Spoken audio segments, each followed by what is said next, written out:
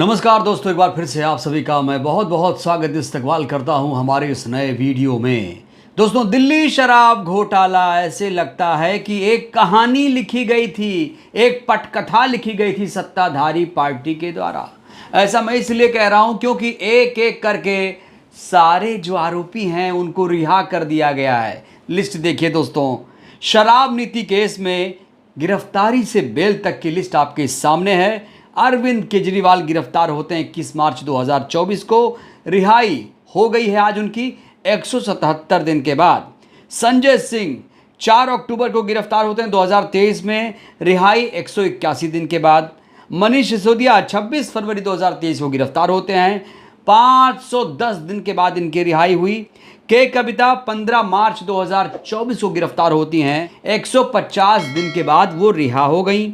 और अगर देखा जाए दोस्तों तो सबसे ज़्यादा दिन अगर किसी नेता ने इनमें से जेल में गुजारे तो वो है मनीष सिसोदिया, उसके बाद संजय सिंह और उसके बाद अरविंद केजरीवाल, उसके बाद के कविता। दोस्तों, आज की सबसे बड़ी खबर क्या? आज की सबसे बड़ी खबर यही है कि अरविंद केजरीवाल को सुप्रीम कोर्ट ने जमानत दे दी है। साथ ही मोदी सरकार को एक तगड़ा झटका भी, ईडी सीबीआई को दोस्तों फटकार भी लगा दी है। लेकिन शर्तें जानना जरूरी है कि किन किन शर्तों के आधार पर सुप्रीम कोर्ट ने जमानत दी है। उससे पहले दोस्तों आप इस हेडलाइन पर जरा गौर फरमाइए, किस तरीके से जो सीबीआई है वो अभी भी सरकारी तोता बना हुआ है। इस हेडलाइन से दोस्तों बहुत सारी चीजें अपने आप में स्पष्ट हो जाती हैं।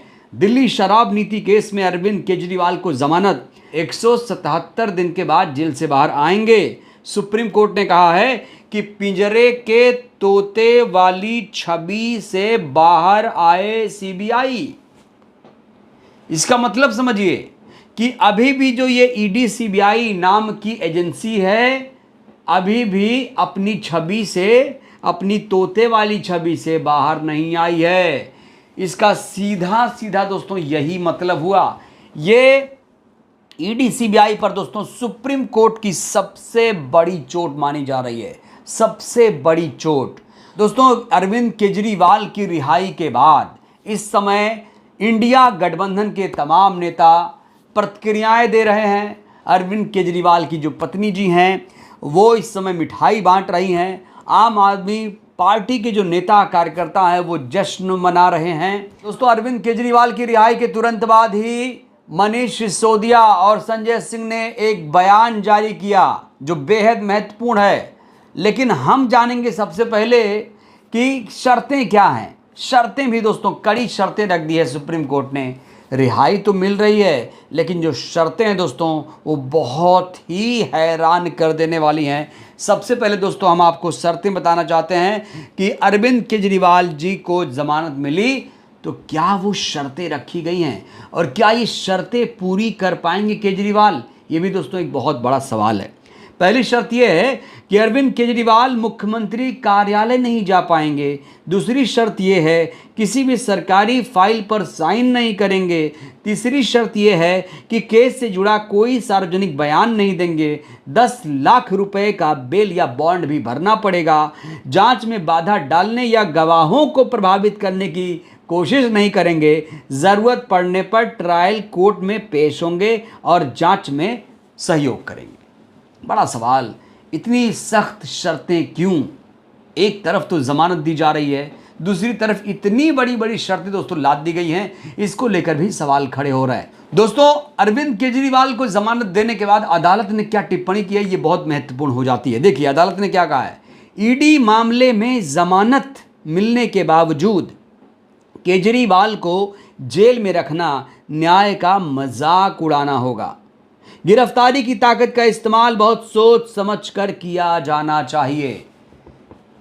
सत्ताधारी पार्टी को दोस्तों यहां पर लताड़ लगाई गई है अदालत के द्वारा कि ठीक है, तुम किसी को भी गिरफ्तार करवा सकते हो, तुम्हारे पास ताकत है, पावर है, किसी को जेल में डाल सकते हो, लेकिन अब ऐसा नहीं चलेगा। गिरफ्तारी की ताकत का गलत इस्तेमाल नहीं होने दिया जाएगा और केजरीवाल को जेल में रखना ये न्याय का मजाक उड़ाने के बराबर है। ये दोस्तों बहुत महत्वपूर्ण टिप्पणी है। दोस्तों आप जानते हैं कि आम आदमी पार्टी ने इसको लेकर क्या बयान जारी किया है। आम आदमी पार्टी दोस्तों इस समय गदगद है, फूले नहीं समा रही है। ये देखिए क्या लिखा है आम आदमी पार्टी ने। संयुक्त बयान जारी किया गया। आपको बता दें कि संजय सिंह और मनीष सिसोदिया जी ने प्रेस कॉन्फ्रेंस की है, उसके बाद ये बयान, साझा बयान, या यूं कहिए कि आम आदमी पार्टी का ये बयान है। देखिए, तानाशाह को झुकाने वाले व्यक्ति हैं अरविंद केजरीवाल। हम पहले दिन से कह रहे हैं कि ये पूरा मामला झूठ की बुनियाद पर खड़ा है। इसे बनाने के पीछे केंद्र की मोदी सरकार है। इस तानाशाही हुकूमत ने अरविंद केजरीवाल और आम आदमी पार्टी को बदनाम करने के लिए झूठ की बुनियाद खड़ी की। आज केजरीवाल जी की रिहाई ने मोदी और जांच एजेंसियों के झूठ का पर्दाफाश कर दिया।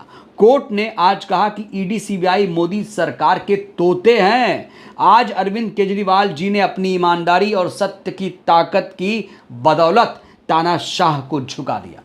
दिल्ली शराब घोटाले में दोस्तों एक एक करके सारे मंत्रियों को, मुख्यमंत्री तक को जेल में रखा गया। बड़ा सवाल, क्या ये साजिश थी? क्या वाकई ये जो पूरा मामला एक झूठ की बुनियाद पर खड़ा हुआ है? क्या मोदी सरकार जांच एजेंसियों का गलत इस्तेमाल कर रही है? दोस्तों ये कई सारे सवाल खड़े हो रहे हैं, क्योंकि दिल्ली शराब नीति में जिन जिन को आरोपी बनाया गया सबको एक एक करके रिहाई मिल गई है। और जो सुप्रीम कोर्ट ने टिप्पणी की है कि भैया ये जो इस्तेमाल कर रहे हो तुम लोग, ताकत का, सत्ता का जो गलत इस्तेमाल कर रहे हो, ये चलेगा नहीं लोकतंत्र में। देश जो है वो संविधान से ही चलेगा। और जिस तरीके से दोस्तों एक एक करके सबको अंदर डाला गया था, सब एक एक करके बाहर आ गए हैं। कई लोग इसमें सियासत भी कर रहे हैं। बीजेपी वाले ये कह रहे हैं कि शर्तों के साथ जमानत दी गई है। जो शर्तें हमने आपको बताई हैं दोस्तों, उसको लेकर जो बीजेपी आईटी सेल है या बीजेपी के जो नेता हैं, प्रवक्ता हैं, इस बात से खुश हो रहे हैं कि भैया शर्तें ऐसी हैं, अरविंद केजरीवाल बाहर आए तो कोई मतलब ही नहीं है। शर्त ऐसी है कि वो पूरी नहीं कर पाएंगे, वो मुख्यमंत्री ही नहीं है। कह रहे हैं कि भाई फाइल पे साइन नहीं कर पाएंगे, तो ऐसा क्या मुख्यमंत्री, काहे का मुख्यमंत्री, उनका जेल में रहना, बाहर आना सब बराबर है। दोस्तों ये बीजेपी कह रही है, लेकिन बीजेपी ये नहीं जान रही है ये न्यायिक लड़ाई में आम आदमी पार्टी की दोस्तों ये बहुत बड़ी जीत है और ईडी सीबीआई के लिए एक बहुत बड़ा झटका है। बहरहाल दोस्तों इस वीडियो में फिलहाल के लिए बस इतना ही। अरविंद केजरीवाल की रिहाई को आप कैसे देखते हैं? क्या वाकई जांच एजेंसियां तोते की तरह काम कर रही हैं? दोस्तों इस सवाल का आप लोग भी जवाब दीजिएगा। आपके जवाब का हमें बेसब्री से इंतजार रहेगा। बहुत बहुत धन्यवाद, शुक्रिया।